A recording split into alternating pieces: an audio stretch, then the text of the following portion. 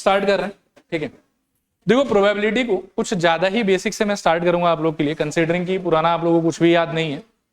ये सारा पॉइंट्स लेकिन नोट डाउन करने का नहीं है, बस एक बार सुनो, सुन के क्या है कि समझ लो, और बाकी मेन जब स्टार्ट होगा वहां से हम लोग नोट डाउन करना स्टार्ट करें। फिलहाल जो मैं प्रोबेबिलिटी का इंट्रोडक्शन आपको दे रहा हूँ वो क्लास 10 के बेसिस पे दे रहा हूँ, ठीक है। तो क्लास 10 में देखो सबसे पहले क्या चीज से स्टार्ट होता था, सबसे पहले एक शब्द आता था एक्सपेरिमेंट। क्या वर्ड आता था बताओ? एक्सपेरिमेंट। एक्सपेरिमेंट का मतलब होता था कोई भी वर्क जो आप करते, ठीक है। पढ़ के देखो, any work that we do is called experiment and there are two types of experiment. पहला एक्सपेरिमेंट का नाम क्या है बताओ? डिटर्मिनिस्टिक या फिर साइंटिफिक एक्सपेरिमेंट। दूसरे वाले का नाम क्या है? प्रोबेबिलिस्टिक या फिर रैंडम एक्सपेरिमेंट। अब बोलोगे कि इन दोनों के बीच में फर्क क्या है? तो डिटर्मिनिस्टिक या साइंटिफिक एक्सपेरिमेंट वो एक्सपेरिमेंट है जिसको आप चाहे कितने बार भी रिपीट कर लो कोई फर्क नहीं पड़ता, हर बार आपका आंसर सेम आएगा। फॉर एग्जाम्पल एक पत्थर हाथ में रखो, उसको उछालो, एक बार उछाल के देखो, यू विल सी कि वो नीचे आएगा। फिर से नीचे से उठाओ, एक बार और उछालो, यू विल सी कि अगेन नीचे आएगा। और ऐसा अगर आप 5000 बार भी करते हो ना, तो किसी बार ऐसा नहीं होगा कि पत्थर आपने उछाला और वो ब्रह्मा जी के पास चला गया, वो हर बार नीचे ही आएगा। उसके पीछे का रीजन क्या है? ग्रेविटी। आया बात समझ? फिर आप सपोज करो कि एक ग्लास ताजा पानी लो और उसके अंदर में 1 चम्मच चीनी मिला और टेस्ट करो, यू विल फाइंड कि मीठा लग रहा है। यही काम आप एक बार और करो, फ्रेश ग्लास ऑफ वाटर लो, फिर से 1 चम्मच चीनी मिलाओ, फिर से टेस्ट करो, यू विल फाइंड कि अगेन मीठा लग रहा है। और ऐसा आप चाहे 5000 बार भी कर लो तो कभी ऐसा नहीं होगा कि चीनी मिलाया, टेस्ट किया और खट्टा लगने लग गया वो, या नमकीन लगने लग गया। चीनी अगर मिला रहे हो तो हर बार क्या लगेगा आपको? मीठा ही लगेगा। तो इस टाइप का कोई भी काम जिसको कितने बार भी रिपीट कर लो फर्क नहीं पड़ता, एंड रिजल्ट आपका सेम रहेगा, उसको हम लोग क्या बोलेंगे बताओ? डिटर्मिनिस्टिक या फिर साइंटिफिक एक्सपेरिमेंट। और दूसरा आता है प्रोबेबिलिस्टिक या फिर रैंडम एक्सपेरिमेंट। तो रैंडम एक्सपेरिमेंट का मीनिंग यहाँ पर देखो क्या हो गया कि ऐसा कोई भी काम जिसको करने के बाद में आपको ये तो मोटा मोटा आइडिया रहेगा कि क्या क्या हो सकता है, लेकिन उन सारे में से एग्जैक्टली कौन सा होगा ये आप श्योरिटी के साथ में नहीं कह सकते। फॉर एग्जाम्पल सबसे सिंपल वाला अगर हम सोचे तो आप डाइस पकड़ के उछाल दो, उछालने के बाद आपको पता है कि 1 से लेकर 6 के बीच में कुछ भी आ सकता है, लेकिन आप 100% एश्योरिटी से ये नहीं बता पाएंगे कि एग्जैक्टली उनमें से कौन सा है। 1 भी आ सकता है, 2 भी आ सकता है, 3 भी आ सकता है, 4, 5 या फिर 6 भी आ सकता है। तो उस टाइप की चीज को हम लोग बोलते हैं प्रोबेबिलिस्टिक या फिर रैंडम एक्सपेरिमेंट। क्लियर मेरे ख्याल में? इसके बाद में आता था आपकी, ये सब सारा डेफिनेशन है, ये सब मैं बता चुका हूं आपको। नेक्स्ट आता था आपके एक वर्ड सैंपल स्पेस। अब ये बहुत इंपॉर्टेंट है। जैसे ही आप कोई रैंडम एक्सपेरिमेंट या प्रोबेबिलिस्टिक एक्सपेरिमेंट आप करेंगे तो आपको ये पता है कि करने के बाद में there will be many results that might happen. जैसे सबसे सिंपल अगर सपोज करो कि आप सिक्का उछालते हो तो एक हेड आ सकता है और एक क्या आ सकता है? टेल आ सकता है। या मान लो कि आप सिक्के की जगह पर डाइस उछालते हो तो 1, 2, 3, 4, 5 या 6 में से कुछ भी आ सकता है। तो अब ये जो कुछ भी आ सकता है ना आपके पास में, इन सारे पॉसिबल प्रोबेबल रिजल्ट्स का जो कलेक्शन है उस कलेक्शन को हम लोग बोलेंगे सैंपल स्पेस। एक सिक्के के केस में अगर मैं बोलूं तो हेड कमा टेल आपका सैंपल स्पेस होगा। फिर मान लो कि अगर डाइस के केस में बोलूं तो 1, 2, 3, 4, 5, 6 आपका सैंपल स्पेस है। मान लो कि आप 2 सिक्के के केस में अगर आप कहते हो तो head head, head tail, tail head, tail tail, ये आपका सैंपल स्पेस है। तो सैंपल स्पेस का मतलब होता है कि आपके रैंडम एक्सपेरिमेंट को परफॉर्म करने के बाद में व्हाटएवर पॉसिबिलिटीज आर देयर कि ये सारा चीज आपका आउटकम बन सकता है, उस चीज को हम लोग क्या बोलेंगे? Sample space. क्लियर मेरे ख्याल में? कुछ स्टैंडर्ड सैंपल स्पेस को हम नोटिस करना चाहेंगे। जैसे मान लो कि एक सिक्का उछाला तो हेड आ सकता है या फिर टेल आ सकता है। अगर सपोज करो कि 2 सिक्का उछाला तो ये 4 पॉसिबिलिटी है, head head, head tail, tail head और टेल टेल। ऐसे फोटो तो दिखाया हुआ बट कोई काम नहीं है। एक और इंपॉर्टेंट चीज कि 2 कॉइन्स टॉस टुगेदर या 1 कॉइन टॉस्ड आफ्टर अनदर, ठीक है ना, उस दोनों चीज को हम मैथ्स में सेम मान के चले कि दोनों के लिए हम क्या सोचेंगे कि आउटकम क्या क्या रहेगा हम लोग का? Head head, head tail, tail head और टेल टेल। फिर मानो कि अगर आप 3 सिक्का उछाल लेते हो तो उस केस में थोड़ा आपका आउटकम बढ़ जाएगा। क्या क्या हो जाएगा बताओ? Triple H, H H T, H T H, T H H, H T T, T H T, T T H और ट्रिपल टी। इसको देखो मैं एक तरीके से आपको एक्सप्लेन कर रहा हूं, आप उस तरीके से इसको याद रखने का ट्राई कर। 3 बार उछाल रहे हो तो एक्सट्रीम सिचुएशन आपका हो सकता है कि ये तो 3 हेड आ जाएगा और या फिर 3 क्या आ जाएगा? टेल आ जाएगा। 3 हेड का एक ही पॉसिबिलिटी हो सकता है कि तीनों जगह पे हेड आ गया, बात खत्म। फिर नेक्स्ट हो सकता है कि आप हेड का संख्या 2 रखो और टेल का संख्या 1 रखो। अब टेल यदि आप 1 रखना चाहते हो दैट इज ओके, लेकिन वो एक टेल तो जरूरी नहीं है कि 3rd प्लेस पे ही आए, वो 1st प्लेस पे भी आ सकता है, 2nd प्लेस पे भी आ सकता है और 3rd प्लेस पे भी आ सकता है। तो अगर टेल 3rd प्लेस पे आता है तो ये आउटकम बनेगा। अगर वही टेल 2nd प्लेस पे आता है तो हेड टेल हेड, और अगर वही टेल मान लो कि 1st प्लेस पे आता है तो टेल हेड हेड, ठीक है ना। फिर सपोज करो कि आपके पास में एच टी टी, इसका मतलब क्या होगा कि अब जैसे यहाँ पर आप देख रहे थे कि 3 हेड था, नेक्स्ट वाले में 2 हेड 1 टेल, अब 1 हेड मतलब 2 हेड और 1 टेल का तीनों केस खत्म हो गए। नेक्स्ट वाले में क्या आ सकता है बताओ? 2 टेल और 1 हेड। तब इसमें भी जो 1 हेड है वो अपना लोकेशन चेंज कर सकता है। आया बात समझ? हो सकता है कि एकदम बिगिनिंग में आ जाए, हो सकता है कि मान लो कि 2nd नंबर पे आ जाए और हो सकता है कि 3rd नंबर पे आ जाए। तो उस हिसाब से 3 पॉसिबिलिटी, तीनों को आपको यहाँ लेना पड़ेगा, HTT, THT, PTH और TTT लास्ट वाला, कि जिसके अंदर में तीनों आपके क्या आ गया, टेल आ गया। ये एक तरीका है इसको याद रखने का बिना ज्यादा माथा पेची के। एक और तरीका समझा सकता हूं, देखो यहाँ पर सोचना थोड़ा सा, मेरे ख्याल में 2 कॉइन वाला तो सबको ही याद होगा, क्या होता है बताओ एक बार, HH, HT, TH और TT, ठीक है। आप एक तरीका और इसमें लगा सकते हो कि 3 कॉइन का निकालने के लिए आप क्या करो कि 2 वाले का ना उसको आप 2 लाइन में लिखो, एक बार लिखो HH, HT, TH और TT, फिर नीचे लिखो आप HH, HT, TH और TT, ठीक है। अब क्या करो कि जो पहला लाइन है ना आपके 2 कॉइन के आउटकम का, उन सब के लास्ट में आप H चिपका दो, देखो कैसा हो जाएगा, H, H, H और H, और सेकेंड लाइन में सबके एंड में आप T चिपका। तो ऐसा करने से भी आपको 3 कॉइन का आउटकम जो है वो मिल जाए। अगर आप डायरेक्टली याद रख सकते हो तो आपका क्या है कि समय बच जाएगा थोड़ा सा, अगर डायरेक्टली नहीं याद रख सकते हो तो this is one more technique जिसके थ्रू आप 3 कॉइन का आउटकम निकाल सकते हैं, ठीक है। एक बार मैं फिर से एक्सप्लेन कर देता हूँ, देखो मैंने किया क्या है, सारे में से ये गायब कर देता हूँ पहले। देखो ये 2 कॉइन का आउटकम था आपका, अब 2 कॉइन के आउटकम को आपको करना क्या है कि 2 कॉइन के आउटकम को 2 लाइन में लिखना है, ठीक है। और लिखने के अंदर फर्स्ट लाइन के एंड में हर जगह क्या चिपकाना है आपको, हेड, और सेकंड लाइन के एंड में हर जगह क्या चिपकाना है आपको, टी। तो इस तरीके से जो आपको मिलेगा वो आपका आंसर, क्लियर मेरे ख्याल में। तो ये हो गया 3 कॉइन का। और इसी तरीके से कभी सपोज करो कि 4 कॉइन का अगर जरूरत पड़ जाता है आपको, तो 4 कॉइन के लिए भी आप ये कर सकते हैं, ठीक है, कि आप 3 वाले को 2 बार लिखिए, और 3 वाले को 2 बार लिखने के अंदर एक लाइन में आप चिपकाइए हेड, और एक और लाइन में आप चिपका दीजिए टी, क्लियर मेरे ख्याल। फिर इसके बाद में देखो क्या है, 3 कॉइन के बाद में 3 कॉइन का फोटो, हो सकता है कि परिवार के पास में एक बच्चा तो बॉय या फिर गर्ल, 2 बच्चा अगर हुआ तो boy boy, boy girl, girl boy, girl girl, 3 बच्चा हुआ तो जैसे 3 कॉइन का आपने किया था उसी तरीके से पूरा का पूरा चलता जाए, ठीक है मेरे ख्याल में। फिर इसके बाद में आता है एक डाइस का सिचुएशन पे, एक डाइस में क्या क्या हो सकता है आउटकम आपका, 1 2 3 4 5 6। 2 डाइस वाला थोड़ा इंपॉर्टेंट है, इसको थोड़ा बढ़िया से देख के आप रख लें, ठीक है। ये इतना बड़ा आता है, ये क्लास में सबका पढ़ा हुआ होगा तो मैं ज्यादा माथा पेची नहीं करूंगा, बस ये देख लो कि 1 1 1 2 1 3 1 4 1 5 1 6, और इनमें से किसी भी एक पर्टिकुलर आउटकम को अगर आप देखना चाहते हो तो आप ऐसा सोचो कि 2 डाइस तो चला गया है, जितना ये फर्स्ट एंट्री है सबका वो रिप्रेजेंट कर रहा है कि फर्स्ट वाले डाइस पे क्या नंबर आया हो, और सेकंड वाला क्या रिप्रेजेंट कर रहा है कि सेकंड वाले डाइस पे क्या नंबर आया होगा। तो जैसे मैं सपोज करूँ कि बोलूँ कि 3,4, तो इसका मतलब क्या होगा, ये फर्स्ट वाले डाइस पे 3 आया होगा और सेकंड वाले डाइस पे क्या आया होगा, 4 आया होगा। तो ये आपके 2 कॉइन का डिफरेंट डिफरेंट पॉसिबिलिटीज है, ठीक है, 2 कॉइन नहीं सॉरी 2 डाइस का डिफरेंट डिफरेंट पॉसिबिलिटीज है। अब इसके अंदर में एक ये पर्टिकुलर कलेक्शन ऑफ नंबर्स होता है 1 1 2 2 3 3 4 4 5 5 6 6, इसको हम डबलेट बोल के एड्रेस करते हैं, ये वर्ड भी आपको पता होना जरूरी। फिर 2 डाइस के बाद में ये कॉइन वाला भी केस था, ठीक है, कि अगर सपोज करो कि आपके पास में एक पैक ऑफ 52 कार्ड्स हैं और आपको उसमें से मान लो कि एक कार्ड ड्रॉ कर, इसका सैंपल स्पेस क्या होगा उसको आप थोड़ा देख लो अपनी आंखों से, ये होगा, ठीक है। अब इसके अंदर में देखो क्या है कि ये जो फोटो है इसको हम लोग क्लब बोल के एड्रेस करेंगे, इसको स्पीड बोल के एड्रेस करेंगे, इसको हर्ट, और इसको क्या बोलेंगे, डायमंड। उसके अंदर आप देख सकते हैं कि हर एक के अंदर में आप काउंट कर सकते हैं 1 2 3 4 5 6 7 8 9 10 11 12 13 कार्ड है। तो क्लब के पास भी 13 कार्ड होगा, स्पीड के पास भी 13 कार्ड होगा, हर्ट के पास भी 13 कार्ड होगा, और डायमंड के पास भी 13 कार्ड होगा। टोटल 26 लाल कार्ड है और 26 ब्लैक कार्ड है। उसके बाद में जितने पे भी ये जे क्यू और के बनाया हुआ रहेगा इसको हम लोग बोलेंगे फेस कार्ड। ये हो गया जैक, ये हो गया क्वीन, और ये क्या हो गया किंग। टोटल फेस कार्ड अगर कोई आपसे पूछे कि कितना होगा तो क्या बोलोगे आप, 12। कोई बोले कि ब्लैक फेस कार्ड कितना होगा तो 6, और रेड फेस कार्ड कितना होगा तो 6। क्लियर मेरे ख्याल में।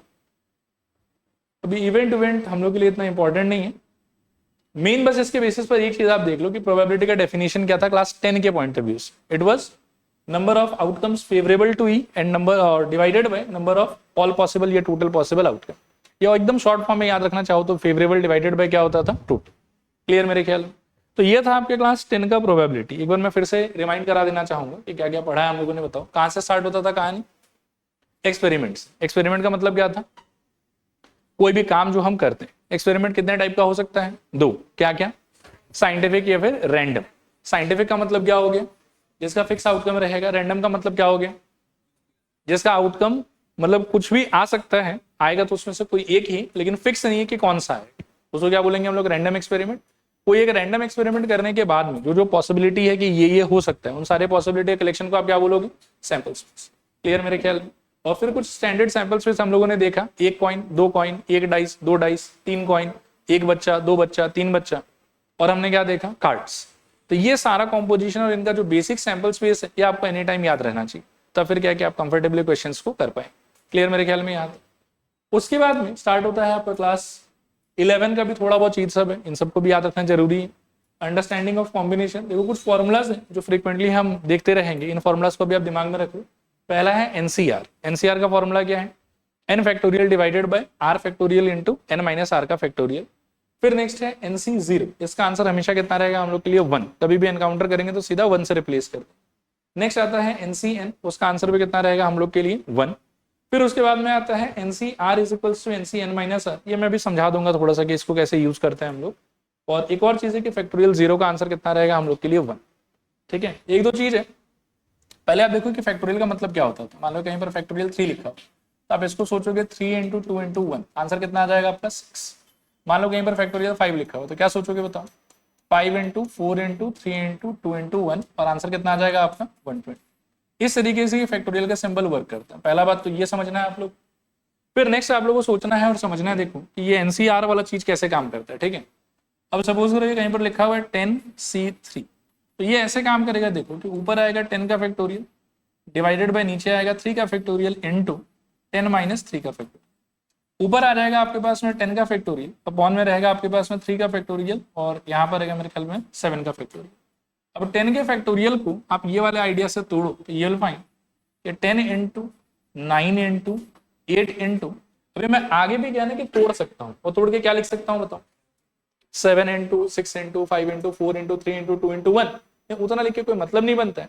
सिंस आप नीचे देख रहे हो कि 7 फैक्टोरियल है ही यहाँ पे, तो आप उन सारी चीज को कंबाइन करके बेटर क्या रहेगा कि आप 7 फैक्टोरियल ही लिख दो। तो यहाँ पर आप क्या लिखोगे बताओ? इंटू 7 फैक्टोरियल, और डिवाइडेड बाई में यहाँ पर रहने तो 3 फैक्टोरियल, और यहाँ पर आपके हो जाएगा 7 फैक्टोरियल, ये दोनों कट गए। 3 फैक्टोरियल को फर्दर अगर आप ब्रेक करते हो तो देखो क्या आएगा? 10 इंटू 9 इंटू 8 है आपके पास, नीचे है आपके पास में 3 इंटू 2 इंटू 1, 3 9 गया 3 और 2 10 गया 5, मेरे ख्याल में 15 इंटू 8 ये आ जाएगा शायद से 120। क्लियर मेरे ख्याल में। अब ये तो आप ऐसा समझिए कि मैंने आपको फॉर्मूला का एप्लीकेशन दिखा है, लेकिन टू बी ऑनेस्ट हम क्वेश्चंस में जब भी इसको यूज करेंगे तो इस तरीके से यूज नहीं करेंगे, हम एक शॉर्टकट तरीका फॉलो करेंगे। देखो वो क्या तरीका है कि 10C3 will be equal to, इतना लंबा नहीं करना है हम लोग को नीचे वाला नंबर देखना है 3, इसको आप तोड़ तोड़ के 1 तक पहुंचाओ तो 3 इंटू 2 इंटू क्या हो जाएगा? 1। ये नंबर का वैल्यू कितना है? 3। तो आप ऊपर वाले नंबर को एग्जैक्टली 3 टाइम्स ब्रेक करो, और ब्रेक करके देखो क्या आएगा आपके पास में? 10 इंटू 9 इंटू 8 मेरे ख्याल में।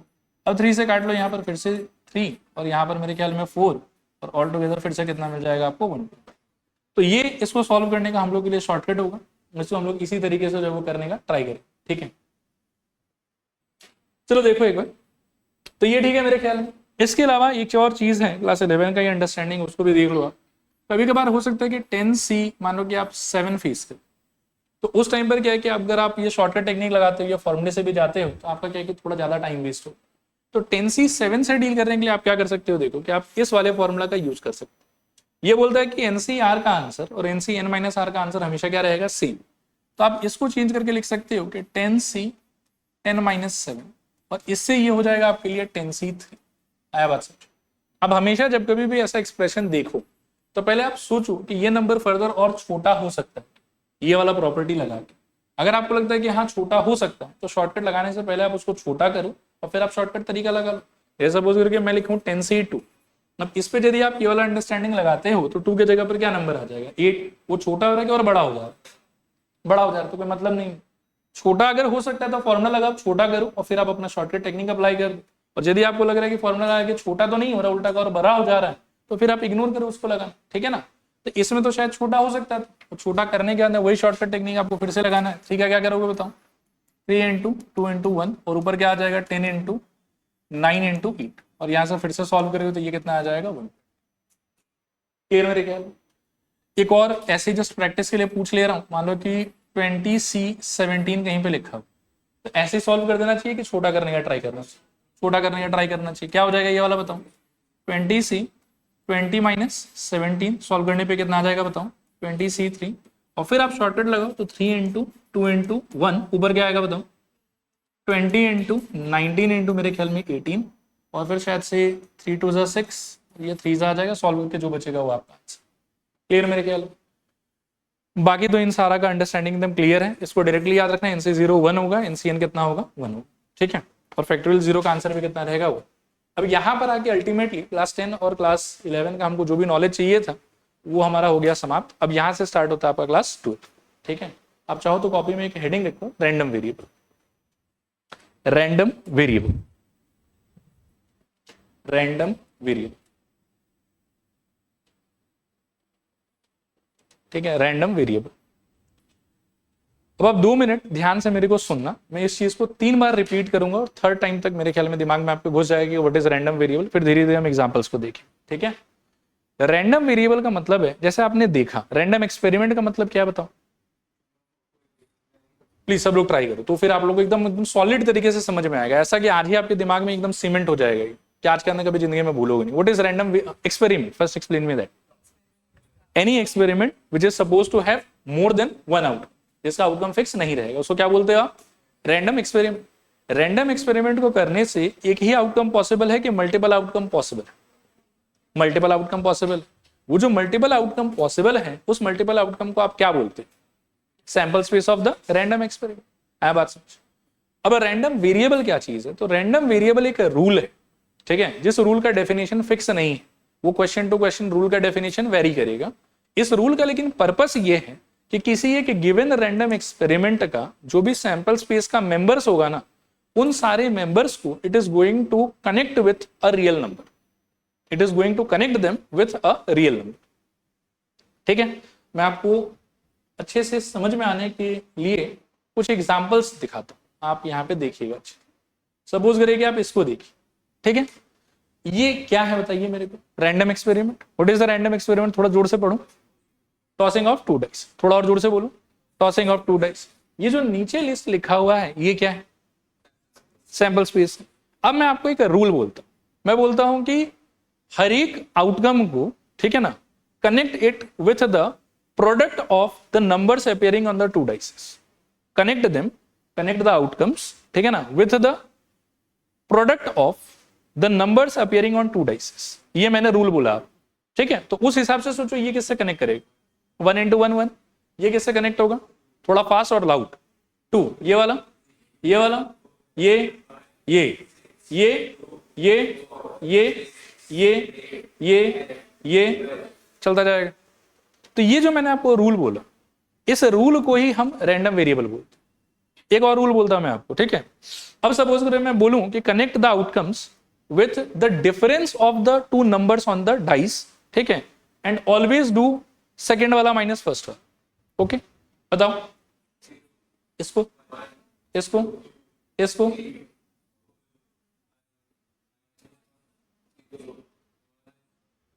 आया बात समझ, रुक जाते हैं यहां पे। अब ऐसा कितना रूल हम बना सकते हैं, इनफाइनाइट, जो मन करेगा बोलते रहेंगे। कभी प्रोडक्ट बोल देंगे, कभी बोलेंगे कि सब्ट्रैक्ट कर लो, कभी बोलेंगे कि ऐड कर दो, कभी बोलेंगे कि मान लो कि डिवाइड कर दो, कुछ भी कर सकते हैं। कभी बोलेंगे कि फर्स्ट वाले के स्क्वायर को सेकंड वाले के क्यूब से मल्टीप्लाई कर दो। फैंटेसी तो कैसा भी हो सकता है बात समझ। तो ये जो हम अपने अलग अलग इमेजिनेशन से रूल्स डिस्क्राइब करेंगे ना, इस रूल को बोला जाता है क्या, रैंडम वेरिएबल। क्या बोलते हैं बताओ, रैंडम वेरिएबल। एक बार और मेरे को समझाओ, what is a random variable, a rule that will connect whom, members of sample space with what, real number। एक बार फिर से बताओ, random variable is a rule that will connect members of sample space with a real number। नहीं आया समझ, पक्का। एक बार और कह लेता हूं, देखो रैंडम वेरिएबल एक रूल है सिंपल, और रूल का डेफिनेशन भी फिक्स नहीं, ये भी मैं पहले ही क्लियर कर देता हूं आपको।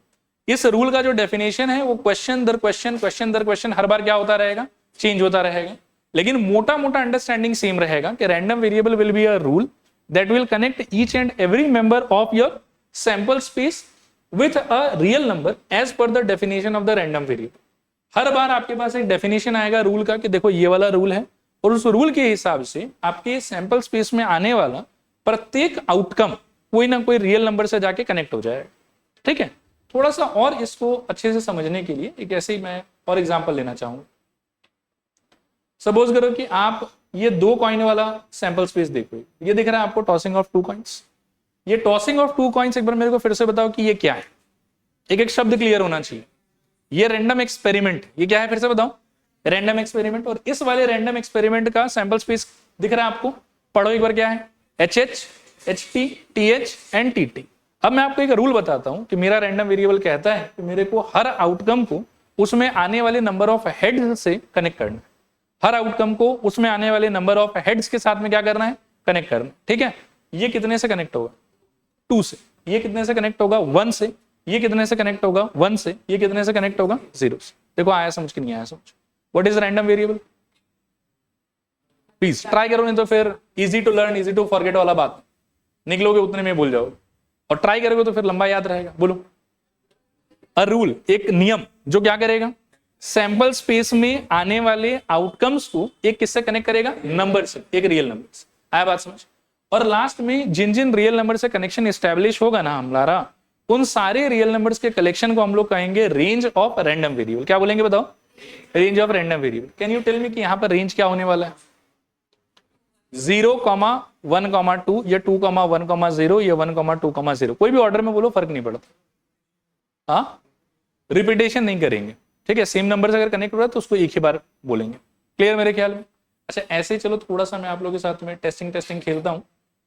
ये क्या है, टॉसिंग ऑफ 3 कॉइन्स। इसको क्या बोलोगे, रैंडम वेरिएबल के रैंडम एक्सपेरिमेंट।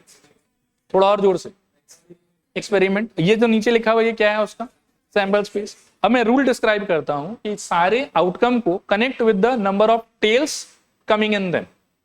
ठीक है, बताओ तो मेरे को क्या क्या मिलेगा, 0, 1, 1, 1, 2, 2, 2, 3।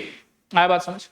लास्ट एक क्वेश्चन आप लोग से पूछूंगा, फिर अपन और थोड़ा सा थ्योरी पढ़ेंगे। ठीक है, rule is connect the outcomes with the product of the number of heads and number of tails coming in them. Explain.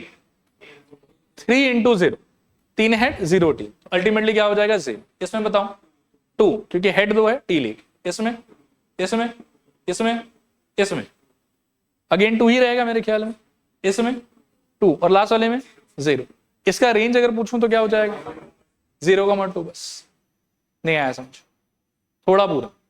एक last time, what is random variable, a rule जो क्या करेगा, रैंडम एक्सपेरिमेंट के sample space में आने वाले हर एक outcome को एक रियल नंबर से क्या कर देगा, कनेक्ट। और उस सारे रियल नंबर के कलेक्शन को आप क्या बोलोगे, रेंज ऑफ रैंडम वेरिएबल। क्या बोलोगे बताओ, रेंज ऑफ रैंडम वेरिएबल। चलो यहां तक का थ्योरी जो है वो मैं एक बार आपको दिखा देता हूं, एक बार पढ़ो इसको।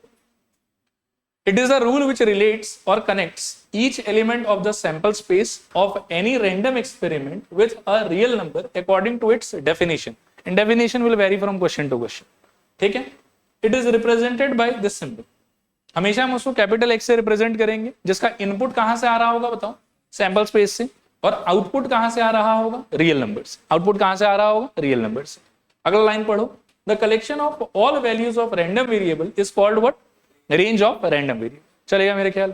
थोड़ा आगे बढ़ते हैं, थोड़ा प्रैक्टिस करते हैं। देखो यहाँ पर, let the random experiment be tossing of 2 coins. ठीक है, तो इसका सैंपल स्पेस क्या होगा बता दो फटाफट, HH, TH, HT और TT। क्लियर मेरे ख्याल में सबको। आगे दिया हुआ कि let the random variable X be defined as the number of heads, find the range of the random variable. ठीक है, क्या आंसर होना चाहिए बताओ। देखो थोड़ा सा लिखने का भी पैटर्न बता देता हूं मैं आपको। आपको ऐसे लिखना चाहिए कि H के अंदर में, जैसे आप मान लो कि इसको डालते हो एज अ इनपुट, और रूल कहता है कि जितना हेड होगा वो लिखना है बाहर, तो क्या लिखोगे 2। फिर मान लो कि सेकंड वाला डालते हो तो HT क्या आ जाएगा 1, थर्ड वाला डालते हो तो मेरे ख्याल में TH क्या आ जाएगा बताओ 1, और लास्ट वाला डालते हो तो मेरे ख्याल में TT क्या आ जाएगा बताओ 0। और यहाँ पर रेंज ऑफ X मान ले क्या हो जाएगा बताओ, मेरे ख्याल में 0,1, देखो आया समझ नहीं आया। ठीक है, इसी तरीके से आपका एक्सपेरिमेंट बदलेगा, रैंडम वेरिएबल का डेफिनेशन बदलेगा, तो ये जो नंबर्स हैं वो भी चेंज हो जाएगा। ठीक है मेरे ख्याल।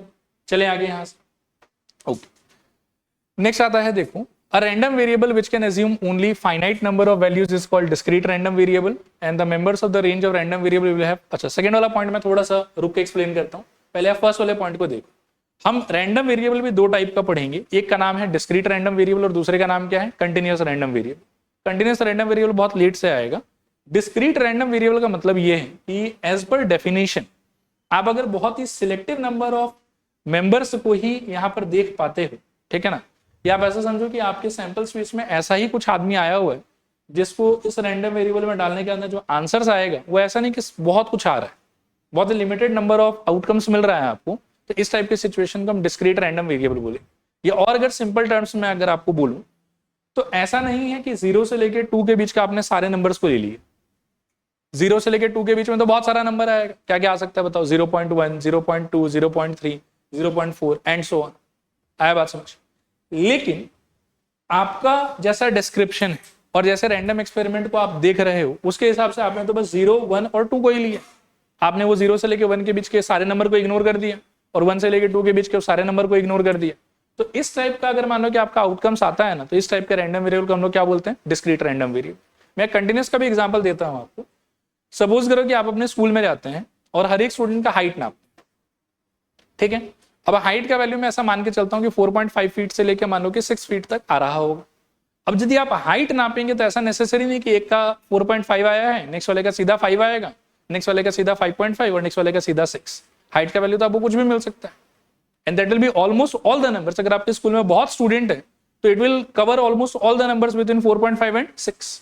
तो उस टाइप के रैंडम वेरिएबल को हम लोग क्या बोलेंगे बताओ, कंटिन्यूस रैंडम वेरिएबल। क्या बोलेंगे बताओ, कंटिन्यूस रैंडम वेरिएबल। सिमिलरली आप एक और कंटिन्यूस रैंडम वेरिएबल का एग्जांपल ले सकते हो मेरे से। सपोज करो कि आप एक दिन में, जैसे सपोज करो कि आज अभी से स्टार्ट करके अगले 24 घंटे में सपोज करो कि आप टेम्परेचर नापो कि गुवाहाटी का टेम्परेचर क्या है, तो आपको एक रेंज ऑफ वैल्यूज के बीच में ऑलमोस्ट सारा वैल्यू मिल जाएगा। जैसे सपोज करो कि अभी मान लो कितना चल रहा होगा, 28-29 डिग्री चल रहा होगा अभी बाहर, ठीक है ना। तो 28 से लेके कल अगर दोपहर तक आप नापते हो तो मेरे को लगता है कि 35-36 तक सारा वैल्यू नापा जाएगा। कभी 28 होगा, कभी 28.1 होगा, कभी 28.2 होगा एंड सो ऑन, और इसके बीच का सारा वैल्यूज आ जाएगा। तो ऐसा अगर कोई रैंडम वेरिएबल है ना जिसके आउटकम के अंदर में आप देख सकते हैं कि ऑलमोस्ट सारा वैल्यू कवर हो रहा है बिटवीन 2 बाउंड्री वैल्यूज, तो उस टाइप के रैंडम वेरिएबल को हम लोग क्या बोलेंगे बताओ, कंटिन्यूस रैंडम वेरिएबल। लेकिन अगर आपका रैंडम वेरिएबल बहुत ही चूजी है कि एक नंबर लिया उसके अंदर सीधा अगला कुछ दूर का नंबर ले लिया और बीच के सारे नंबर को उसने इग्नोर कर दिया है, तो उस टाइप के रैंडम वेरिएबल को हम लोग क्या बोलेंगे बताओ, डिस्क्रीट रैंडम वेरिएबल। क्लियर मेरे ख्याल में? एक एग्जांपल देता हूं और आप थोड़ा बताना मेरे को कि ये कंटिन्यूस में फॉल करेगा कि डिस्क्रीट में फॉल करेगा।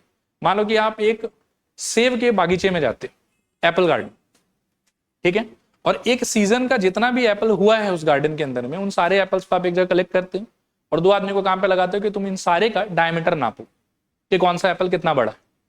और जो डायमीटर का डेटा आपके पास में आएगा will it be a continuous random variable या discrete random variable? Continuous random variable.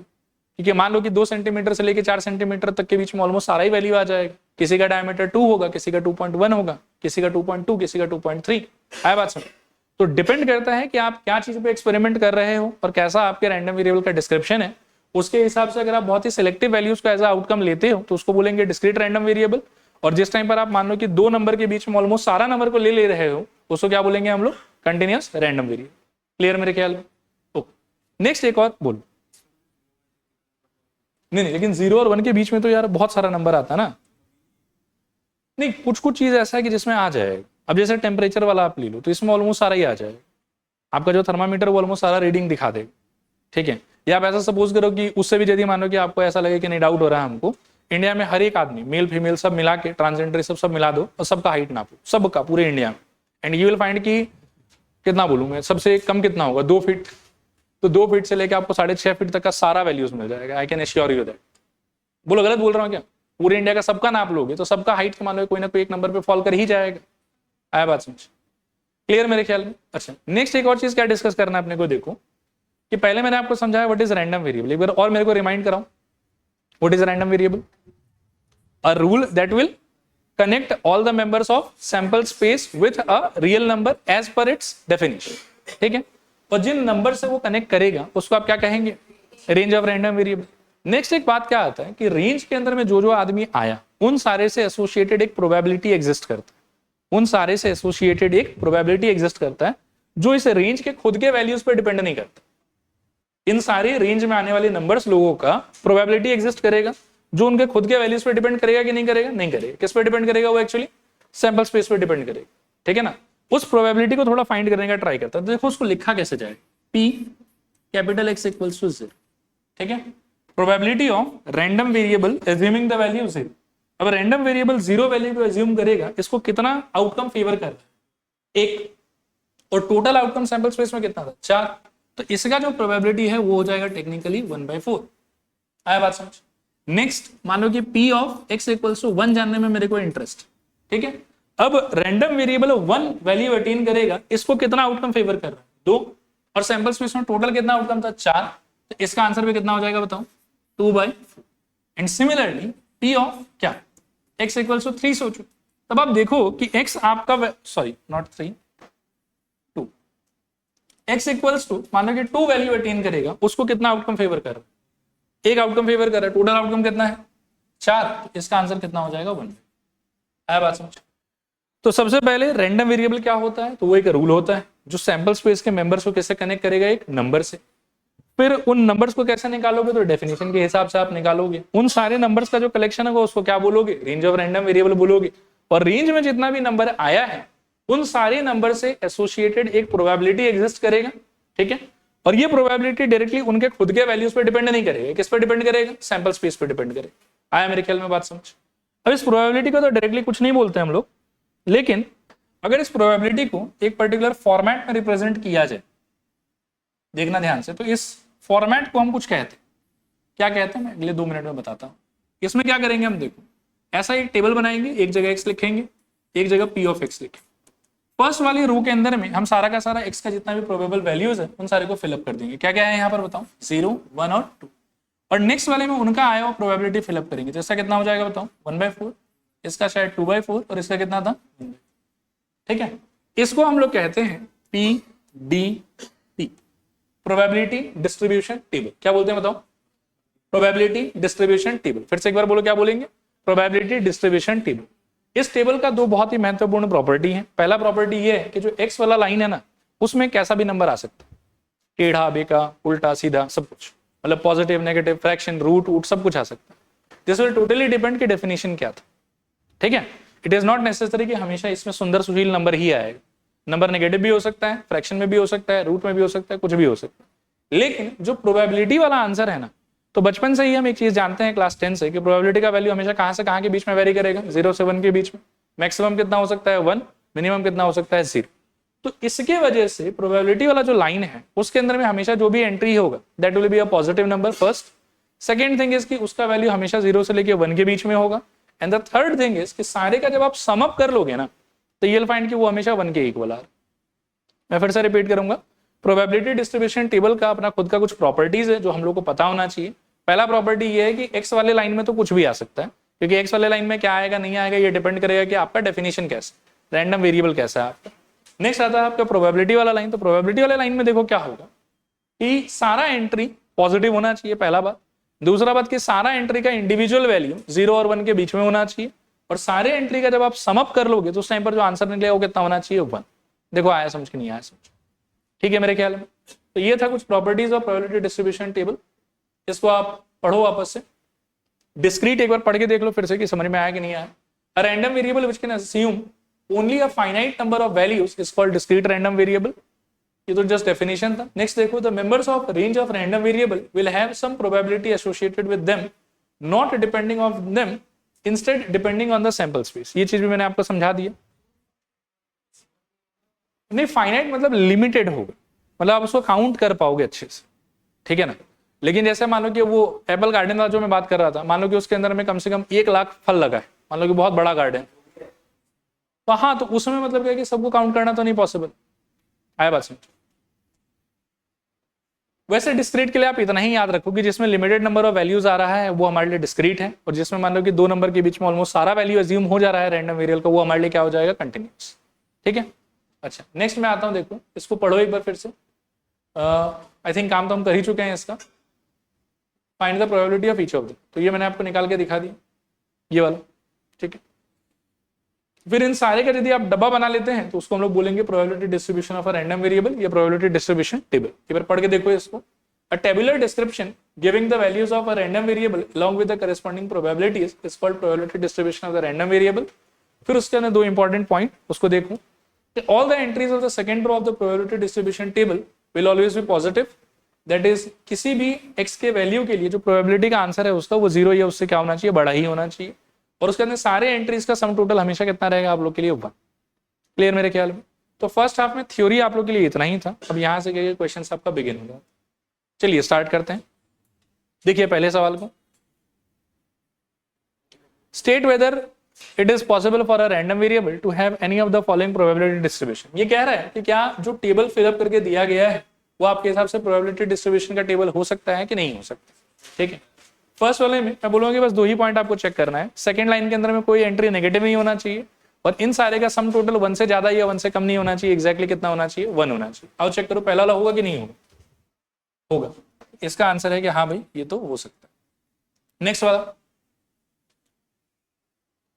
4 और 5 0.9 हो जाएगा मेरे ख्याल में सम टोटल, तो ये नहीं होगा। नेक्स्ट वाला नेगेटिव देखते ही कह सकते हैं कि नहीं होगा।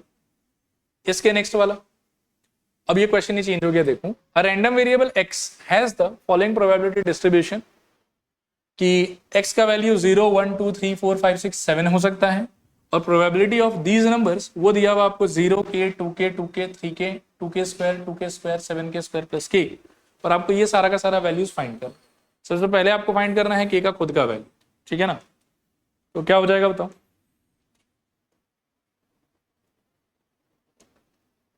बोलो k का वैल्यू कैसे निकाल सकते।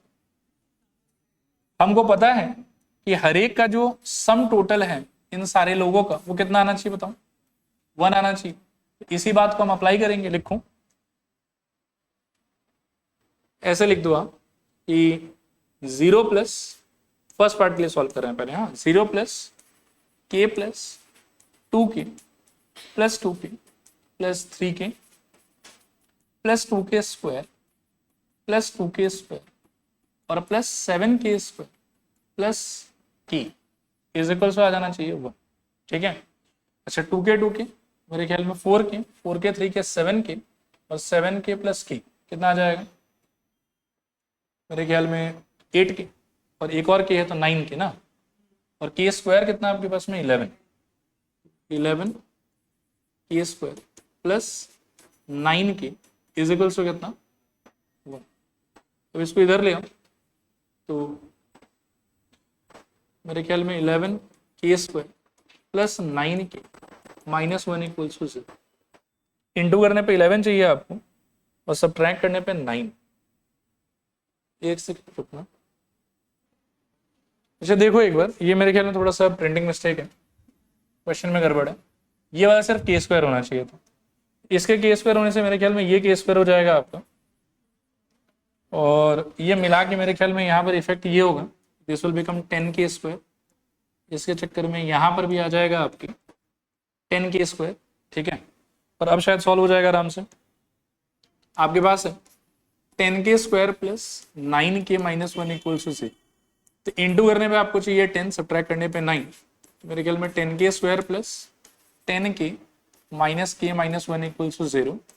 दिस एम्प्लाइज 10k कॉमन ले सकते हो शायद, तो k प्लस 1 माइनस 1 कॉमन ले सकते हो, again k plus 1, this is equals to 0। This implies k plus 1, अंदर बचेगा आपके पास में 10k minus 1 is equals to 0। यहाँ से k इक्वल्स टू माइनस 1 और ये फिर k इक्वल्स टू 1/10। देखो माइनस 1 तो नहीं हो पाएगा, क्योंकि ये अगर लेते हो तो सारा एंट्री जो है वो उससे क्या हो जाएगा, नेगेटिव, इसलिए k जो है वो -1 नहीं हो सकता। अल्टीमेटली k क्या हो सकता है आपका 1/10। तो फर्स्ट पार्ट का आंसर आपका आ गया k इज इक्वल्स टू 1/10, और k अगर 1/10 है तो मैं बोलूँगा कि पहले इन सारे का वैल्यू फिलअप कर लेते हैं। तो इसका आंसर हो जाएगा मेरे ख्याल में 1/10, इसका हो जाएगा 2/10, एक बार काटना मत, ये वाला भी 2/10, ये वाला 3/10, ये वाला मेरे ख्याल में 2 डिवाइडेड बाय 100, तो ये वाला भी, अच्छा ये वाला गड़बड़ था ना, ये वाले में सिर्फ k स्क्वायर होना चाहिए था, तो ये हो जाएगा 1/100, फिर ये वाला मेरे ख्याल में 2/100, और ये वाला मेरे ख्याल में 7 इंटू 1/100 प्लस 1/10। सॉल्व करने पे शायद एलसीएम विल बी 100, ऊपर यहाँ से 7 वहाँ से 10, 17/100 हो जाएगा। ठीक है, अब ये सारा इंडिविजुअल प्रोबेबिलिटी आपको पता चल गया। अब आपको एक एक करके कुछ कुछ चीज़ निकालने के लिए बोला है, जैसे 2 में आपको बोल रहा है कि p of x less then 3 चाहिए। तब इन सब चीज़ों को ओपनिंग थोड़ा समझना पड़ेगा हम लोग को कि लेस देन 3 चाहिए।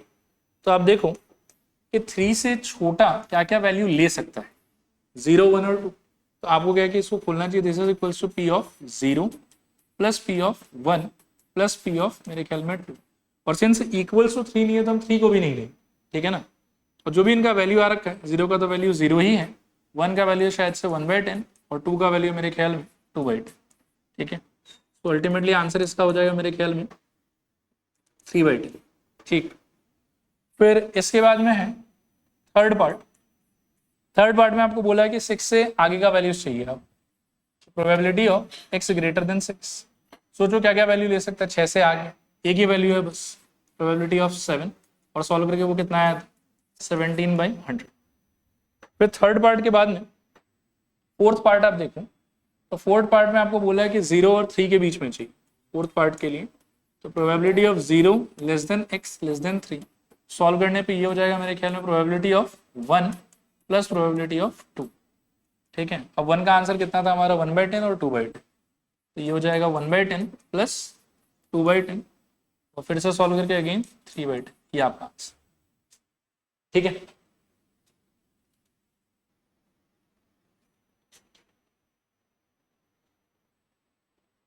चलो अगला क्वेश्चन देखते हैं, इसको पढ़ो एक बार।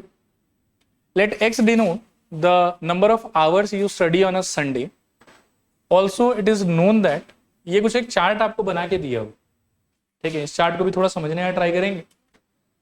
Where k is a constant, ठीक है। अब एक बार सुनना, यहाँ पर थोड़ा ध्यान से देखो, मैं बोलूंगा कि ये क्वेश्चन और इसके प्रीवियस जो क्वेश्चन था दे आर एग्जैक्टली सेम, ठीक है। बस प्रीवियस क्वेश्चन में क्या था कि ये टेबल आपको ऑलरेडी अच्छे से बना के दिया हुआ था। इस बार ये जो टेबल का इन्फॉर्मेशन है ना, वो आपको बना के नहीं दिया हुआ है, वो आपको थोड़ा सा वर्बल फॉर्मेट में यहाँ पर दिया हुआ। अब इस चीज को देखो टेबल में कैसे कन्वर्ट करूंगा, उस चीज को थोड़ा समझने का ट्राई करना। मान लो कि मैं भी एक टेबल ऐसा बना लेता हूँ, ठीक है, और इसमें कितना रो होना चाहिए बताओ, 2 रो होना चाहिए मेरे ख्याल में, एक एक्स का और एक पी एक्स का, ठीक है। अभी एक्स और पी एक्स का वैल्यूज आपको क्वेश्चन से देख देख के जज करना। एक्स का वैल्यू क्या क्या हो सकता है सवाल के हिसाब से, 0, 1, 2, 3, 4, और अदरवाइज का सिंस आप देखो कि यहाँ पर प्रोबेबिलिटी का वैल्यू 0 दिया हुआ, तो जिस प्रोबेबिलिटी है आपको 0 बोला हुआ रहना, उसको नहीं भी लिखोगे तो भी चलेगा, ठीक है। जिसका प्रोबेबिलिटी डायरेक्टली क्वेश्चन के अंदर में 0 मेंशन किया रहे, उसको अगर हम टेबल में नहीं भी लिखते हैं तो भी हमको कोई परेशानी नहीं आना चाहिए। तो मेरे ख्याल में कैपिटल एक्स का वैल्यू हमको क्या क्या लेना चाहिए बताओ, 0, 1, 2, 3, 4 पे हम लोग को स्टॉप कर देना चाहिए, 4 के आगे नहीं जाना चाहिए। तो एक्स का वैल्यू क्या क्या हो सकता है बताओ, 0, 1, 2, 3 और मेरे ख्याल पे 4 पे हम रुक जाएंगे। फिर उसके बाद में देखो कि 0 का प्रोबेबिलिटी कितना होगा, वो आपको क्या बोला हुआ बताओ, 0. अब बोलो ये कैसे दिया हुआ है, तो p of x equals to x का मतलब है कि p of x equals to जब आप 0 लोगे तो आपको ये वाला रूल फॉलो करो, ठीक है। तो उस हिसाब से 0 का प्रोबेबिलिटी कितना हो जाएगा बताओ, मेरे ख्याल में 0.1। फिर जब आप 1 या 2 लेते हो तो ये आपका आउटकम, तो ये क्या दिया बताओ kx, जब आप x का वैल्यू 1 लेते हो तो k इंटू 1 का आंसर कितना आ जाएगा k, इसका आंसर आना चाहिए कि 2 लेने पे कितना आएगा सोचो, 2 इंटू k, तो मेरे ख्याल में ये हो जाएगा 2k। 3 लेने से अगेन अगला रूल आप फॉलो करोगे, 3 अगर इसमें डालते तो 5 - 3 का आंसर 2, और 2 इंटू k का आंसर फिर से कितना हो जाएगा k, मतलब 2k, ठीक है। तो ये वाला आ जाएगा 2k शायद वापस से, और अगर 4 डालते हो तो 5 - 4 का आंसर 1, और 1 इंटू k का आंसर अल्टीमेटली k। तो ये आपका टेबल कन्वर्जन हो आया बात समझ। पिछले क्वेश्चन में टेबल डायरेक्टली फ्रेम करके दिया हुआ था, इस वाले क्वेश्चन में टेबल हमको खुद से क्रिएट करना पड़ा। अपार्ट फ्रॉम दैट सारा सॉल्विंग का तरीका एक्जैक्टली सेम ही रहेगा। जैसे फर्स्ट पार्ट में क्या बोला, देखो find the value of k, इसके लिए हम क्या कर सकते हैं बताओ, इन सारे का सम टोटल कितना होना चाहिए 1। लिखो फर्स्ट पार्ट के लिए 0.1 प्लस k कितने बार गिन लो तो एक बार, 3, 4, 5, 6 ना, 6k इज इक्वल टू कितना होना चाहिए 1। यहां से हम कह सकते हैं कि 6k इज इक्वल टू कितना हो जाएगा 1 - 0.1 that is 0.9। This implies 6k is equal to I think 9/10 and this is equals to, थोड़ा सा शायद 3 से काट सकते हो 2, और ये कितना हो जाएगा 3। तो मेरे ख्याल में k इज इक्वल्स टू कितना 3/20, ठीक है। तो k का आंसर आ जाएगा आपका 3/2, चलेगा मेरे ख्याल में। फिर इस 3/20 के आने के बाद में मैं तो ये सजेस्ट करूंगा कि इस टेबल के अंदर ही जो है वो सारा प्रोबेबिलिटी भी आप फिलअप कर, 0.1 का प्रोबेबिलिटी तो चेंज नहीं होगा, इट स्टिल रिमेन 0.1। k का क्या हो जाएगा बताओ 3/20, 2k का क्या हो जाएगा 6/20, 2k का वापस है 6/20 और k का वापस है कितना 3/20। अब ये मेरे को सबका प्रोबेबिलिटी पता चल गया। अब नेक्स्ट देखो क्या करना है आपको, ये बोल रहा है कि what is the probability that you study eight least 2 hours. ठीक है, एट लीस्ट 2 आवर्स का मीनिंग क्या होगा सोचो आप। एटलीस्ट 2 का मतलब होता है 2 या फिर उससे ज्यादा, करेक्ट। तो इसको हम लोग लिखेंगे, ये हमसे पूछ रहा है probability of x greater than equals to. At most 2 hours का मतलब क्या होता है, लेस देन इक्वल्स टू 2। तो p of x less than is equals to 2। अब एक एक करके कैलकुलेट कर लें। सेकेंड पार्ट के लिए p of at least 2 hours, इसका मीनिंग होगा हम लोग के लिए p of x greater than equals to 2। और चार्ट में आप देखो कि 2 के ऊपर आप क्या क्या ले सकते हैं। अच्छा, इस बार जैसा मान लो कि यहाँ पे सिंबल्स वगैरह बनाया हुआ है, उस हिसाब से हमको 2 को लेना चाहिए कि नहीं लेना चाहिए, लेना चाहिए। तो क्या हो जाएगा बताओ, probability of 2, probability of 3, probability of 4 and probability of 5। यहां तक जाएंगे शायद हम। सॉल्व करने पे 2 का आंसर कितना है हमारे लिए 6, अच्छा 5 नहीं है, सॉरी ना, 5 थोड़ा ज्यादा ले लिया मैंने, 5 नहीं चाहिए हमको। अब 5 क्यों नहीं चाहिए, तो उसका आंसर के टेबल में 5 है ही नहीं, मैक्सिमम हम 4 तक ही जा सकते हैं, इसलिए हम 4 पे रुक जाएंगे। अच्छा, 2 का प्रोबेबिलिटी कितना दिया हुआ था हम लोग, एक सेकेंड, 6/20 ना, ठीक, 6/20। नेक्स्ट वाले का 6/20 और नेक्स्ट वाले का 3/20। सॉल्व करने पे कितना आ जाएगा, 6 6 12 3 15, तो 15/20। फर्दर काटोगे तो शायद 3/4 ऐसा कुछ रहेगा आपका आंसर। फिर नेक्स्ट पार्ट में बोला है कि एट मोस्ट 2 आवर्स, तो इसका मीनिंग क्या हो जाएगा बताओ, ज्यादा से ज्यादा 2 घंटे। इस बार होगा p of at most 2 hours, p of x less than equals to 2। Solve करने पे p of 0 plus p of 1 और प्लस p ऑफ मेरे ख्याल में 2, this equals 0.1 plus I think पहला वाला 3/20, दूसरा वाला 6/20। और सॉल्व करने पे ये हो जाएगा शायद से 1/10, इनका मीनिंग हो जाएगा 9/20। एलसीएम एलसीएम खेलोगे तो 11/20 आना चाहिए शायद, 11/20। डेसिमल में कन्वर्ट कर सकते हो तो करो, नहीं भी करोगे तो कोई परेशानी नहीं, छोड़ सकते। देखो अगला क्वेश्चन देखो, let x be a random variable which assumes the values this. फिर कुछ एक बात दिया हुआ है आपको कि एक स्टेटमेंट ट्रू है, find the probability distribution of x। ठीक है, इस पे आप 3 स्टार लगा सकते हो, थोड़ा अच्छा सा आइडिया है इसके अंदर में। करें, स्टार्ट करें। जब कभी भी आपको किसी एक क्वेश्चन में बहुत सारा इक्वल साइन दे देना एक साथ, ठीक है ना, तो उसको आप ऐसा याद रखना कि के मेथड से सॉल्व करना होता है। कैसे सॉल्व करना होता है बताओ, के मेथड से। लिखो, since 2 times of probability of x equals to x1 is equals to 3 times of probability of x equals to x2 is equals to probability of x equals to x3 is equals to 5 times of probability of x equals to x4।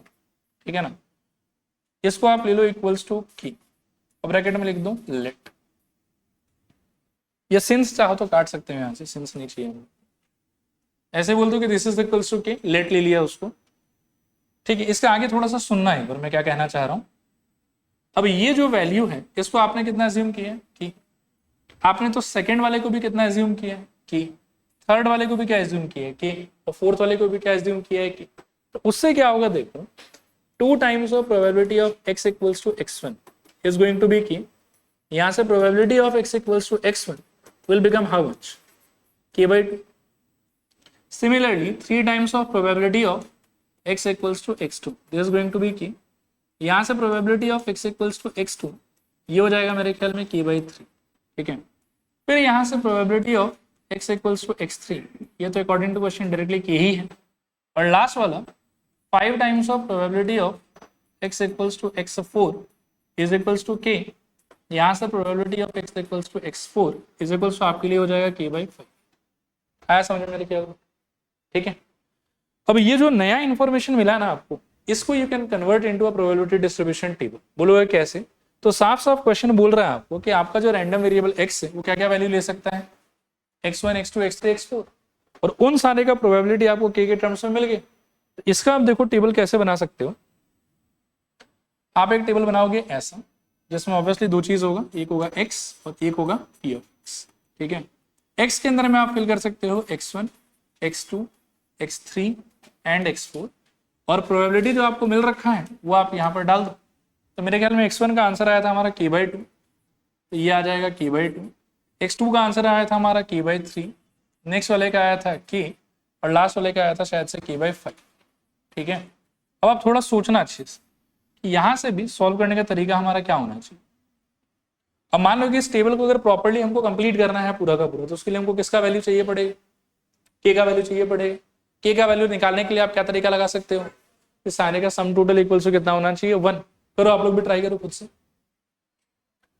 तो हम बोलेंगे कि now k/2 plus k/3 plus k plus k/5 should be equals to 1। ठीक है, this implies LCM कितना आ जाएगा इनका, मेरे ख्याल में 30, ऊपर कितना आएगा बताओ 50, मतलब मैं थोड़ा सिस्टमेटिकली लिख लेता हूँ, 15 के, फिर यहाँ पर 10 के, फिर मेरे ख्याल में यहाँ पर 30 के, और यहाँ पर शायद से 6 इज इक्वल टू कितना 1। तो 15 10 25, 25 और 30 55 और 6 61, तो 61 k upon 30 is equals to 1। So k equals to अपने आ जाएगा 30 डिवाइडेड बाई 60। और इससे अगर सपोज करो कि मैं टेबल को थोड़ा सा फिल अगर करना चाहूं, तो टेबल फिल कर सकते हैं। बस एक बार देखो कि पूछा क्या, find the probability distribution of x। तो इसके आंसर में हमको लास्ट में क्या करना चाहिए, इस टेबल को ही फिर से बनाना चाहिए, लेकिन this time not with k, this time with the values of the respective random variable. ठीक है, तो आपका फाइनल आंसर देखो कैसा दिखना चाहिए। मैं यहीं पर एक बना देता हूं, ये हो गया x, ये हो गया p ऑफ x। ठीक है, x के जगह पर आई थिंक वही x1, x2, x3 and x4, और k के जगह पर मेरे ख्याल में पहला है k/2, राइट। तो यहां से हो जाएगा हाफ इंटू 30/61, या मैं ये कैलकुलेशन बाहर दिखा देता हूं, आप यहाँ बस आंसर एंट्री कर देते हैं। तो हाफ इंटू 30/61, काटोगे तो शायद से 15/61 बचेगा x1 के लिए। नेक्स्ट वाले में है k/3, तो 1/3 इंटू 30/61, काटोगे तो शायद बचेगा 10/61। नेक्स्ट वाले में है मेरे ख्याल में k, तो इस बार सीधा आ जाएगा 30/61। फिर उसके नेक्स्ट वाले में है k/5, इसका हो जाएगा 1/5 इंटू 30/60, काटोगे तो शायद 6 आ जाएगा, तो 6/60। ये है आपका प्रोबेबिलिटी डिस्ट्रीब्यूशन टेबल, और इसमें यही आपका फाइनल आंसर चलेगा मेरे ख्याल में। नेक्स्ट इसके बारे में थोड़ा सोचो पहले, फिर बात करते हैं। देखना ध्यान से, पहले ना मैं इस इंफॉर्मेशन को फिलअप करने के लिए एक टेबल बनाना चाहूँ। ठीक है, तो टेबल देखो कैसा दिखेगा आपका। कैन यू गेस कि रैंडम वेरिएबल क्या क्या ले सकता है, साफ साफ दिया हुआ 0, 1, 2, 3। So here it goes x, and यहाँ पर I will write px। x के जगह पर 0, 1, 2 एंड 3, इतना ही ले सकता है बस, और तो नहीं ले सकता कुछ। ठीक है, अब नेक्स्ट बात आता है कि प्रोबेबिलिटी क्या फिलअप करो। तो उसके अंदर में ये लोग क्या बोल रहा है, कैसे बोल रहा है, वो थोड़ा आपको समझना पड़े। आप यहाँ पर एक चीज देखो कि 0 का और 1 का तो सीधा सीधा मेरे को क्या लेना है बताओ, p। तो ये p हो गया और ये p हो गया, और 2 और 3 का क्या लेना है, फिलहाल आई विल से कि नहीं पता, इक्वल होना है दोनों को, लेकिन क्या लेना है वो तो नहीं पता। मैं काम करता हूं कि इसके वैल्यू को ना एक बार मन में k मान लेता हूं, इसको भी एक बार k मान लेता हूं, ऐसे रैंडम। ठीक है, कुछ लिख नहीं रहे इसको। अब यदि दोनों को k मानोगे तो इन सारे का प्रोबेबिलिटी का सम अप कितना आना चाहिए, चलो मैं यहाँ लिख भी देता हूँ, इसको k मान लिया, इसको k मान लिया, इन सारे का सम टोटल कितना होना चाहिए, 1 होना चाहिए। तो आपको यहाँ मिलना चाहिए कि p plus k is equal to I think 1। तो 2p को आप वहां भेज दो, तो यहां से क्या मिलेगा बताओ, 2k is equals to 1 minus 2p, और k इज इक्वल्स टू कितना 1 माइनस 2p डिवाइडेड बाय मेरे ख्याल में 2। देखो आया समझ में, सबका सम टोटल कितना होना चाहिए 1। के कैसे हुआ उसका तो देखो सिंपल सा ये जवाब है कि इन दोनों का वैल्यू मेरे को इक्वल मेंटेन करना था। क्या मेंटेन करना था वो नहीं पता, तो अगर मान लो कि इसको के लेते तो उसको भी के ही लेना पड़ेगा। या सपोज करो कि इसको अगर हम एक्स ले लेते हैं तो उसको भी क्या लेना पड़ेगा, एक्स लेना पड़ेगा। तो जो भी आप किसी एक का वैल्यू लोगे ऑटोमेटिकली दूसरे का वैल्यू भी वही हो जाएगा। आया यहाँ तक समझ। फिर सबका सम अप कितना होना चाहिए 1, तो उस हिसाब से ये स्टेटमेंट मिला मेरे को।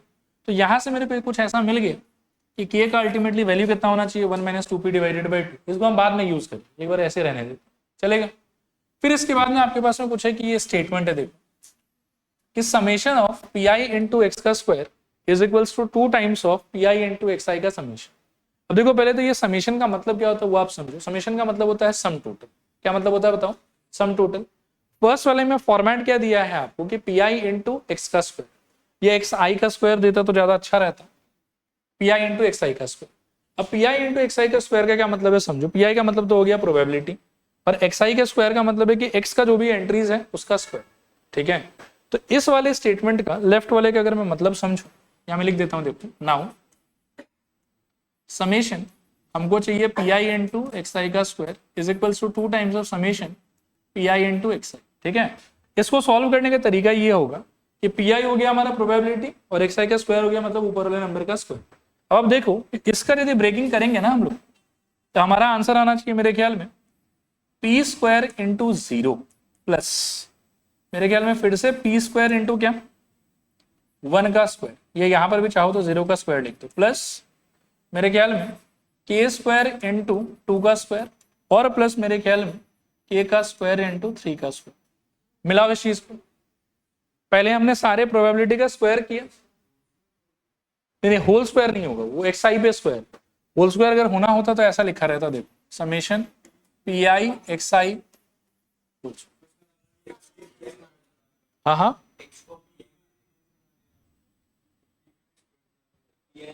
अच्छा अच्छा अच्छा अच्छा नहीं, थोड़ा मैंने गलत कर दिया,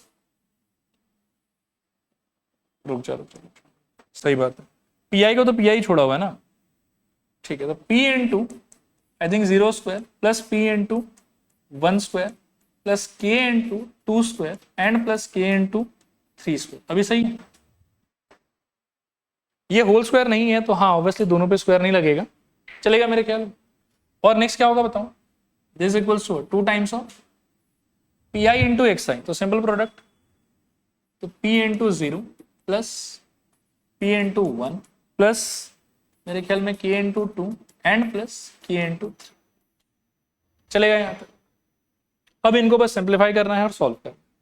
तो देखना ध्यान से, लेफ्ट में अल्टीमेटली क्या बचेगा आपके पास में, p एक बार और 2 का स्क्वायर 4, 3 का स्क्वायर 9, 9 और 4 मिला के 13, तो 13 टाइम्स ऑफ k, तो p plus 13 k। Right hand side में आपके पास में होगा देखो 2 टाइम्स ऑफ, समझना ध्यान से, ये फिर से 0, यहाँ से एक p होगा और 3 2 कितना हो जाएगा 5, तो p plus I think 5 times of k। यहाँ से फर्दर सॉल्व करो इसको, तो p plus 13k is equals to 2 को अंदर ले चलो तो 2p प्लस 2 5 10k, ठीक है। फिर p को वहां ले जाओ, k को यहाँ ले आओ, तो मेरे ख्याल में 13 - 10 3k and is equals to मेरे ख्याल में p। अब देखो इसको तो फर्दर ऐसे सॉल्व नहीं कर पाओगे क्योंकि एक p है और एक k है, तो आपके पास में लेकिन ये पुराना एक रिलेशनशिप पड़ा हुआ था, ये आप k का जगह रिप्लेस कर दो, तो 3 times of 1 - 2p divided by it was 2, this is equals to p। Cross multiply करो 2 को तो आपको मिल जाएगा कितना 3 into 1 - 2k is equals to 2, अच्छा नहीं 2k नहीं sorry, 3 into 1 - 2 times of p ही रहेगा, ये ऊपर वाला चेंज नहीं होगा, and this is equals to 2 cross multiply हो गया तो ये 2p हो जाएगा। खोल दो इसको, तो 3 - 6p is equals to 2p, 6p को वहां ले चलो तो 3 इज इक्वल्स टू मेरे ख्याल में 8p, और यहाँ से p इज इक्वल्स टू कितना आ जाएगा 3/8, और इमीडिएटली p आने के बाद में अब k को भी निकालो, तो k आपका था 1 - 2p डिवाइडेड बाई 2 शायद, यही था ना, ठीक है यहाँ तक। अब बस ये डालना है आपको, तो क्या हो जाएगा सोचो, 1 माइनस क्या 2 इंटू 3/8 शायद से बाई 2, तो काटोगे तो शायद 4, सो 1 - 3/4 upon 2, so I think 1/4 upon 2 और सॉल्व करने पे 1/8 आ जाए। ठीक है मेरे ख्याल।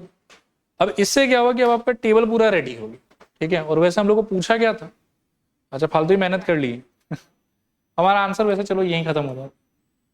मैंने ये सोच के निकाल दिया, क्या पता पूरा डिस्ट्रीब्यूशन पूछा हो। ठीक है, तो पूरा अगर डिस्ट्रीब्यूशन पूछेगा तो पी के दोनों निकाल लो और ये आपका डिस्ट्रीब्यूशन का आंसर हो जाएगा फिर।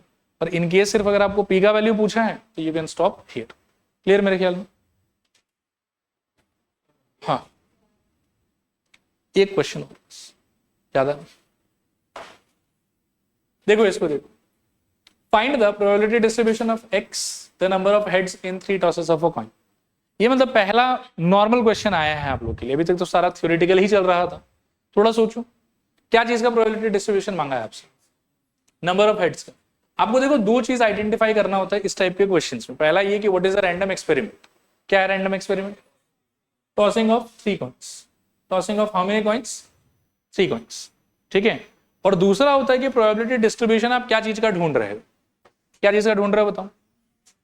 नंबर ऑफ हेड्स का। अभी मैं एक बहुत ही अजीबोगरीब बात बोलूंगा जो आपको दिमाग में एकदम फिट कर लेना। मैंने आपको शुरू में समझाया कि रैंडम वेरिएबल का मतलब क्या है। एक रूल जो क्या करेगा, सैंपल स्पेस के सारे मेंबर्स को कोई ना कोई नंबर से कनेक्ट करेगा। लेकिन अभी मैं आपको ये बोलूंगा, देखो कि हर बार सैंपल स्पेस को इमेजिन करना इतना नेसेसरी नहीं है। आप बिना इमेजिन किए भी काम कर सकते हैं। ठीक है, हालांकि इस क्वेश्चन में तो हम दोनों तरीके से ही सोच सकते हैं। सैंपल स्पेस भी हमको ऑलमोस्ट याद ही है। ठीक है, और अगर सैंपल स्पेस किसी को याद ना भी हो तो आप देखो कि 3 सिक्का आप उछाल रहे हो वो कन्फर्म है, और आप ढूंढ रहे हो कि नंबर ऑफ हेड्स उसके अंदर में कितना आएगा। अब आप सोचो कॉमन सेंस से कि 3 सिक्का उछालने पे मिनिमम नंबर ऑफ हेड कितना आ सकता है आपका? 0, कि एक भी हेड नहीं आया होगा। मैक्सिमम कितना आ सकता है?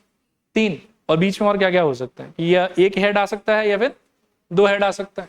ठीक है, तो लिखो क्लियरली x इक्वल्स टू क्या क्या वैल्यू अटेन करेगा ये बताओ? 0, 1, 2 और 3।